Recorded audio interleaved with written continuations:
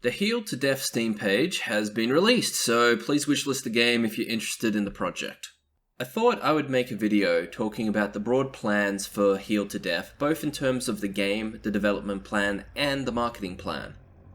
I've only done 4 months of development on this game, and I have a full-time job, so this game is still in early days, and many things are subject to change. Heal to Death is a roguelite RPG where you play as a healer in a party of heroes. It uses elements of dungeon crawling, tab target MMORPG healing, all within a roguelite package. The central loop of the game I currently envision is that you choose a party, dungeon dive into procedurally generated dungeons where you can empower yourself and your party with new spells and upgrades. And after you explore and gain power, you can take on powerful bosses to see if you can beat them. Afterwards, you return to a hub world with your loot and riches where you can unlock new areas or gradually power yourself up for the next playthrough. I believe that most successful products need a problem to solve, and games are no different. I think there is a low-key unrealized demand for dedicated healer games. From what I've seen, the existing healer games on the market focus purely on the healing aspect rather than the adventuring experience you get from any other RPG. They likely did this because it's a lot more manageable scope-wise, but I do think that it really misses out on the adventuring aspect that people want. From a personal perspective, I do enjoy healing in MMORPGs, but I hate being the healer in an MMORPG. This may be a bit confusing, but here are some examples of why I dislike playing as a healer in an online game. Number 1. As a healer, I have zero control over the pace of the dungeon that I'm running. Far too often, the tank is too slow and too cautious, making the dungeon a snore fest. Alternatively, they do ridiculous pulls, give me zero time to regain mana, and then we wipe. It's rare to get a tank in the Goldilocks zone. By being a single player game, I get to have control over the pacing. Number 2. As a healer, I have to make up for other people's mistakes. This is probably the bit that frustrates me the most, as I like to be efficient with my mana due to the downtime that comes with regaining mana in most of these games. And if I continually have to use up all my mana keeping someone alive, I may not have enough mana for the rest of the encounter for everyone else. I also really want the noob DPS to know that they suck, but I also don't want to punish everyone else by not performing my role.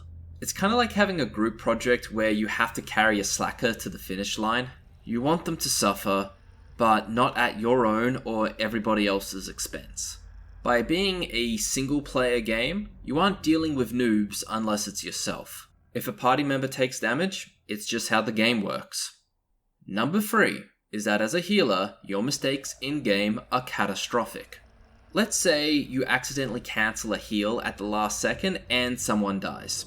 Well, you have just ruined their experience, and you know that unless the situation was completely unsalvageable, you're technically still at fault, despite whatever chain of events from point number 2 made your job go from easy to very difficult. It's not like a damage dealer, where a small error only causes a 0.02 DPS loss over the entire fight. Or as a tank, where the vast majority of issues you will face are predictable and can be dealt with proactively. Now, this is part of what makes healing fun in the first place, as the reactive chaotic nature and need to be constantly aware gets the blood pumping, but the social pressure of never being expected to make a major mistake all the time gets frustrating. But in a single player game, you get to experience the chaos without having to deal with the disapproval of other players. Fundamentally, I think the reason why people don't like playing healers in MMORPGs is due to all the social garbage that comes with being a healer. Heal to Death is my attempt to fix this problem. The healing mechanic is proven to be a fun mechanic in MMORPGs, so I don't feel like I really need to reinvent the wheel here. Who doesn't like a glorified version of Whack-A-Mole? The dungeon diving aspect is also a well-established gameplay loop, and I have decades of great games to reference from. The secret sauce of Heal to Death, though, is with the NPC party system. You're not just playing as a healer, you're playing as a necromancer of the light. Let me explain. People love necromancers for their ability to summon various fiends to slay everything around them. In Heal to Death, That's basically what's going on with your party members. The only real difference is that you gotta keep them alive. These free mechanics are the most important parts of the gameplay, and so every other system will need to be made to support one of these free mechanics, making sure that the game doesn't become bloated with half-baked systems. At the moment, every system is still in development, but here are some thoughts on how I'm going to be moving forward with these systems.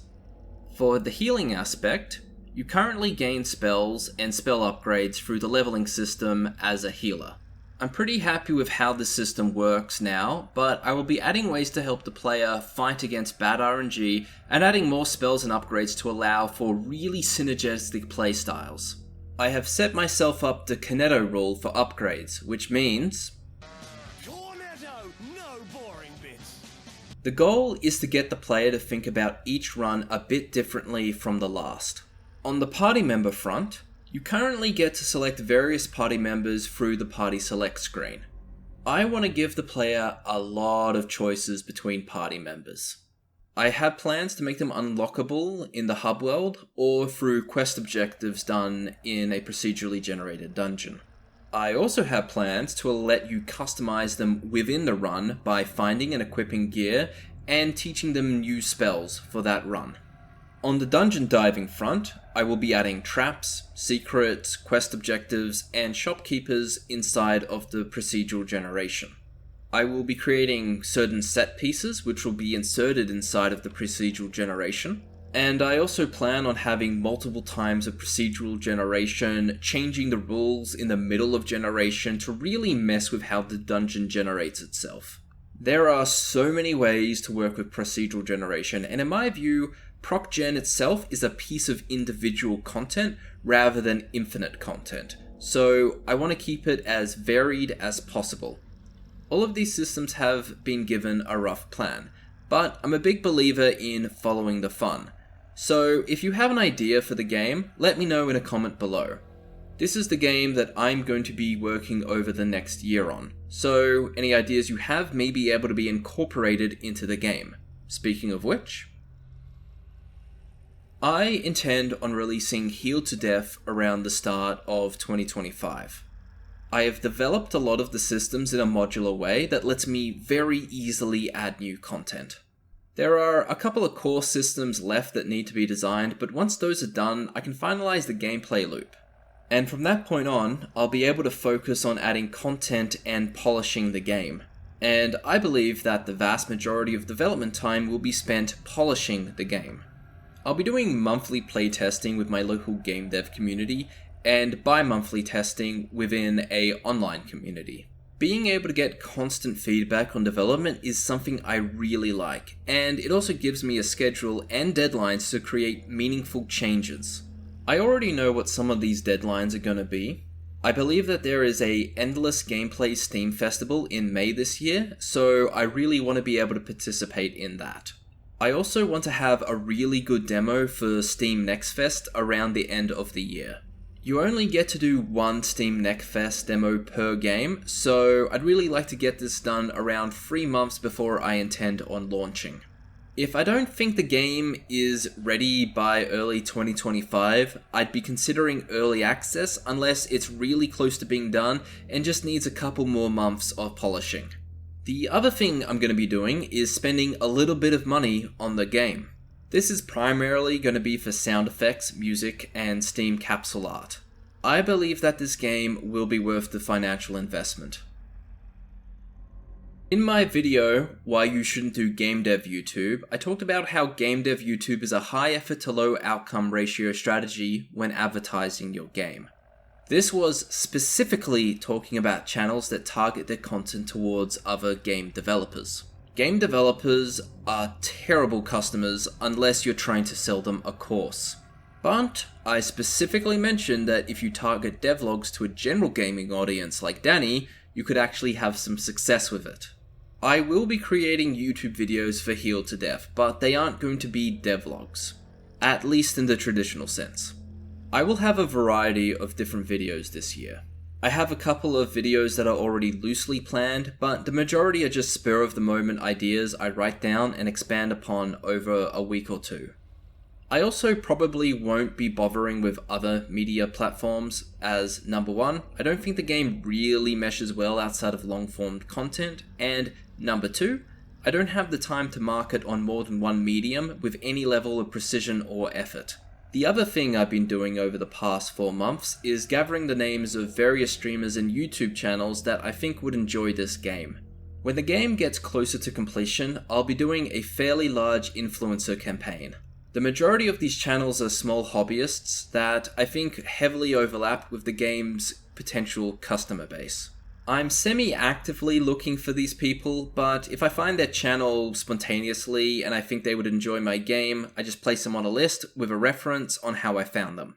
I have some big channels on the list as a Hail Mary, but I'm mostly targeting channels that I think would appreciate being given a free Steam key for a game that is relevant to their pre-existing tastes. So this is the plan I have for Heal to Death. Most people who have playtested my game have said that the course concept has potential. At the end of the day though, I have to make a good game. I'm only going to really know if I have something worthwhile closer to the end of development, but I have the confidence in my ability to make this work. I am very confident that this game will be completed. I am also pretty confident that I'll get this game's version 1.0 finished around the time frame that I've set for myself. If you're interested in this game at all, wishlist it on Steam. The best way to support me is to just share this game with people you think may enjoy it. A lot has been accomplished within 4 months of development, and I've got at least another year to make this game the best that I possibly can. If you like what you see and want to get more updates on Heal to Death, then like the video and subscribe to my YouTube channel. If you have an idea for this game, then leave a comment down below. I'm always looking for feedback on how to improve my games. Otherwise, I hope you have had a great start to the year.